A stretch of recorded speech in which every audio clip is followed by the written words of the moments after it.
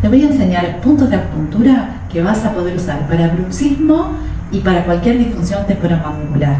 Puntos que van a estar sobre los músculos masticadores. En la zona de los maceteros tenemos estómago 5, en la escotadura de la arteria facial, en el ángulo de la mandíbula, estómago 6, delante de la oreja, estómago 7 o maestro del trismus, como le llaman ellos.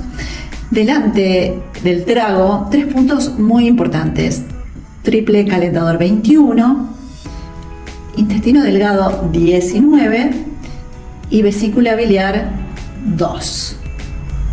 Tenemos una dupla en mano y brazo que es intestino grueso 4. Es un punto muy importante como analgésico y maestro de la energía general del cuerpo, que usado conjuntamente con IG11, intestino grueso 11, es muy utilizado para cualquier patología de cabeza y cuello. Y te voy a mostrar puntos que, si bien no están sobre los músculos masticadores, son puntos a distancias muy útiles también para este caso. Tenemos estómago 44,